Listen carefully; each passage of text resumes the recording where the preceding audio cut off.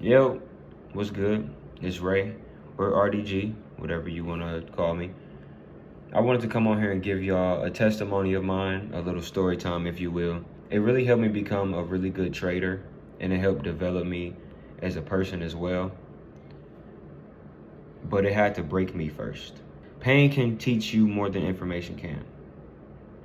Sometimes pain can teach you more than information can, and it's important to be aware of that and to be aware that certain stuff that go on in your life is just a test to see how bad you really want it. And this was one of my moments, and I'm grateful that it happened. This was the summer of 2024, and I was also doing pretty well for myself. I was DoorDashing. I was making some decent money in the market, just $50 here, $60 here, $70 here. I'm taking it out, trying it again, blowing the account, trying it again, $150. Little inconsistencies like that, but I was still trying to make something of myself. But I was still doing, at this point of the story, I was doing really good in the market. This is when I was doing the 50s, the 60s, then sometimes it'd be 120s. But I would just take the money out, go on a date with my girl, or reinvest it back into like gas so I can keep DoorDashing and stuff. Because at the time, I believed in the market, but I didn't have confidence in myself in the market as how I do now, where it's like all money in. I didn't have that mindset then. I didn't have the all money in. I didn't have that mindset yet. So, but this is what helped me develop that. So basically, I forget what day, I think it was on a Wednesday. And I was trading it was either NAS 100 or it was either US 30. One of the big heavy hitters, the ones that can really do that to your account for real, in a good way or a bad way. So I was on the phone with my business partner, Al, and my girl, I think she was in the kitchen cooking breakfast, and she was just in and out because I had my office in my front room. So she was just in and out, just checking on me, coming in, rubbing my shoulders, or asking about the trade or whatever. Because she was trying to learn too. But around that time, I wasn't that privy on being able to give the information. So it was a little hard for her to stay engaged. But she was still supportive of it. And I told her exactly what the trade was going to do. I still remember it so vividly. It was a liquidity grab setup where the market will either go up or down past your zone. And in my case, I had a demand zone or a support level, and it went past my zone, but it immediately took off to the upside. Well, not immediately, and this is the next part of the story. So I tell her, and I'm on the phone with my man's Al, I say, I'm about to change my life today. Those were my words, and I truly believe that. And Al knew what I was talking about because he was looking at the markets too. I had to explain it to my girl. And I actually explained it perfectly fine to her. I said, now, let's just say US 30. US 30 is going to come down here. It's going to sweep my liquidity. It's going to take out all the people that got their stop losses right here or whatever. And then boom, it's going to take us up to the upside. And that's where I'm going to change my life. And I full ported my account. I think I entered in twice, but I didn't have any more leverage available. But I was that confident in the trade. So it does exactly what I wanted to do. The entry was perfect and everything, but it didn't take off as fast as I thought it would. And this is where I psyched myself out. And this is why I'm a big advocator on, what you're doing. It's just a mindset thing. Because your brain will psych you out if you let it. Your brain will trick you out your spot if you let it. Your brain will not help you if you let it. If you allow it to just not be of service to you, it will do that. So I got in the trade, good entry, everything, we rolling. But it started consolidating. Price has to build up sometimes before it takes off the other way because they don't have enough cash to actually move the market. So it consolidates, just builds up orders, builds up orders, builds up orders. And in the whole process of it building up orders, it will go up. I'm like, oh yeah, we about to take off. Then it will come back down to my entry or a little bit below. And mind you, I full ported my account. So when it was down, I was probably down like $30, $40. So if you do that a couple of times, it adds up 30, 60, 90, 120, 150. You get what I'm saying? And I essentially just did that. So I'm just entering, exiting, just understanding what the market is doing, but still letting it take hold of me instead of backing up from the market and zooming out and be like, okay, this is what it's doing. You're still good. But it needed to happen so I can have this mindset now and still be able to tell the story. So by the time US 30 did what I had it doing, I didn't have an account anymore. To make the long story short, I didn't have the account anymore. And I was just, at first I was just really upset, really mad at myself, because I knew I put the time in. I knew about the rules. I followed the strategy. I knew about the psychology gap that I had. I knew I had to really just hold my trades, not have FOMO, all this stuff that we have learned over the course of however long we've been doing this stuff, the psychology base of it. Because I tell my students all the time now, trading is the easy part.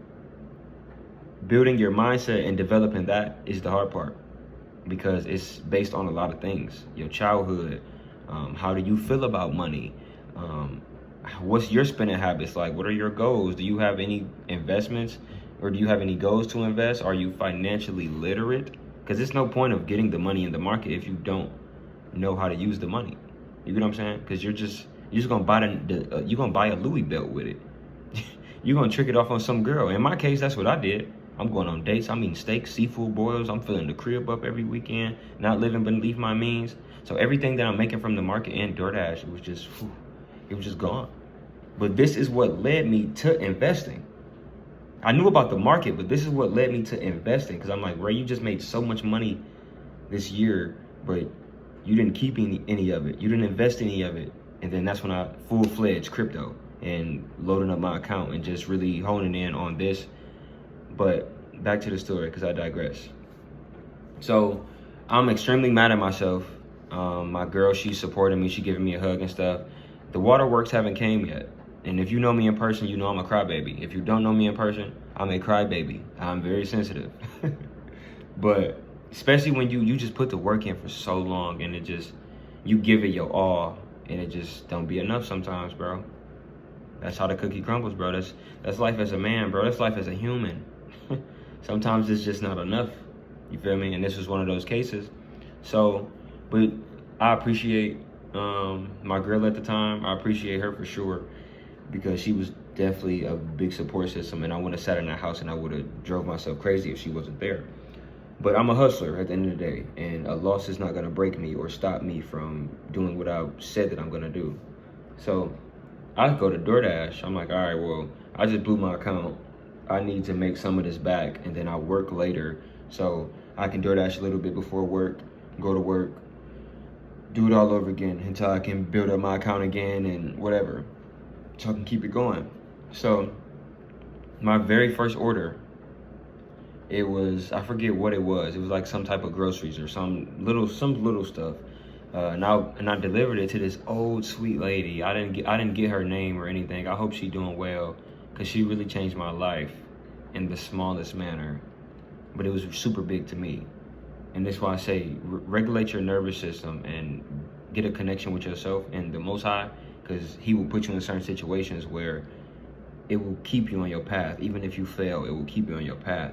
So first order, I drop it off to this old lady. Let's call her Kathy. Let's call her Kathy. So Kathy was an old, small, frail old woman, just moving slow, having a hard time opening up the door all the way, just ain't really got the strength that she used to have. And it comes with just getting older, you feel me? So as I'm handing her stuff, I noticed that she's having a hard time. So I kind of step into her place a little bit, with her consent, of course, but I'm not fully in her place.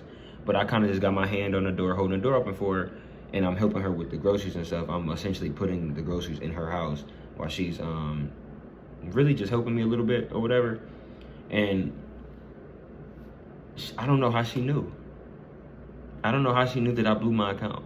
I don't know how she knew that I was kind of having a hard time dealing with what just happened with the trade and stuff, and I'm trying to stay strong for my girl, because I didn't want to be boohooing and crying and all this stuff with her. But Kathy told me, she was like, God loves you. She just looked at me very intensely, like, she was like, God loves you. She was like, keep going. God loves you. You're on the right path. Just very motivational, very inspirational, and it was very needed. And I just broke down crying. She got me. She got me, chat. I tear up every time I tell this story because she has such a good light to her, and I felt it, and I just felt the good energy off of her. And she saved my life, bro. She saved my entire trading journey because I did not want to trade anymore. The market broke me to my knees, bro. It really did. And it was another time after on a prop firm when I was more elevated and like had a better mental by that point and stuff. But it's levels to it. It's gonna break you at every level you climb because it has to. It has to. It come with the game. It come with the game. But the girl I was with at the time was so real.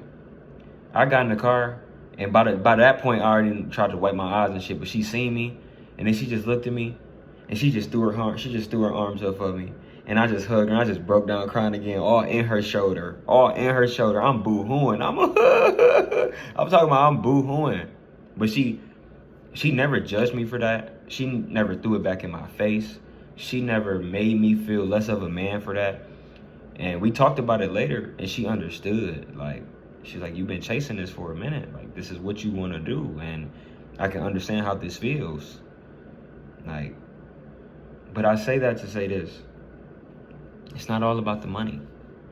Because I'm so grateful that happened, bro. Because one, it let me know that I was still good at what I did. Because I still caught the play. I'm DoorDashing after the fact. After I done cried on my girl's shoulder and everything, I'm still DoorDashing. I look at US 30 again. It went past my TP. It went past TP. And I promise you, I'm about to reenact it. Don't laugh at me. I say, oh fuck, I'm about to throw up. And I had to.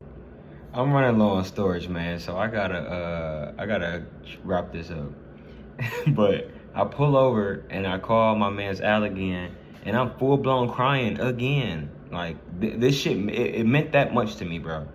It meant that much to me, and even Al, he told me, he's like, shit, I never cried over the market, but this shit just mean that much to me, bro. And I told him about the situation and shit. He looked at the charts. He was like, damn. He was like, you gotta keep going though. He was like, you can't stop. He's like, I understand, like it hurt and shit, but you gotta keep going. Like, don't let this stop you. And it took me like 3 months after that to get back in the market and like had the confidence and shit. I was kind of scared to trade, bro. But when I got back in the market, I was going crazy. When I got back in the market, I took about 200 to 1,000, and I took that out, paid bills, took my lady out, XYZ, did what I had to do and stuff. And but it set me down for a minute, bro. It probably set me down for longer than 3 months, if I'm honest. Cause like I was just scared, bro. I ain't want to lose money. It kind of made me feel like I was a bad trader just for the simple fact that I'm still breaking my rules, psychology-wise. But when I came back into the market, it was like really, I just seen stuff so differently. I was holding my trades longer. I was executing more effortlessly, and it took me back to that. God always sends me back to that story for some reason. It's like, God loves you, bro. You're good. Use this as a sign. God loves you. You're completely where you need to be. You're fine. Sometimes pain is the only teacher. There's no information that can teach you how this shit really feels when you lose money, when you lose an account, when you so close to passing a prop firm challenge and you spiral. So I hope this story helped you guys and gave you a little bit of insight on what this market comes with, because it'll break you to your knees if you let it. But this is why I'm an advocate of the mindset shift, of sticking to your rules and being disciplined and healing. I was so in and out because I was in and out with all my shit in my real life. That's how it is. But that's how it was. I work out for a week, not working out the next week.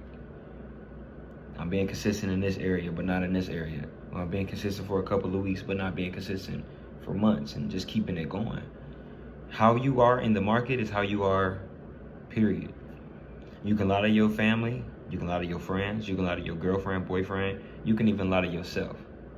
But you cannot lie to the market, because the market don't care about it anyway. So if you're having a hard time in the market, bro, keep going, because you only fail when you actually stop. Just because you lose an account doesn't mean you're a bad trader. Just because you lose a trade doesn't mean you're a bad trader. Just because you fail a prop firm challenge does not mean that you're a bad trader, bro. You have to find your rhythm. And with the market, it's like you gotta string shit along. It's like the monkey bars, bro. You don't jump to the third bar, bro, because you might make it to the third bar, but some people gonna fall. Some people just gonna be out of reach from it. Just grab the first bar, bro. Grab the second one. Go to the next one. You might slip on the fourth one, but at least you know how to get to the fourth bar now. And then next time you're gonna get to the fifth bar. You might slip again. Then you're gonna get to the seventh bar. Then you're gonna get to the eighth. Then you go to the ninth. On the ninth one, you might fall again, but it's gonna be so much easier to get back to the 9 than if you just never started with that 1 in general, or if you just try to jump from nothing to 9. Be patient with yourself, bro, and don't rush this shit, bro. You don't gotta be a millionaire tomorrow. Most people feel like they're missing out because you're too busy focusing on other people's journey, bro. How do you feel about you? What did you do today for you? Not what Aristotle Investment posted, not what Wall Street Chopper posted, Doyle, even me. Nothing. It doesn't matter what I posted. How do you feel about yourself? How do you feel about your trades?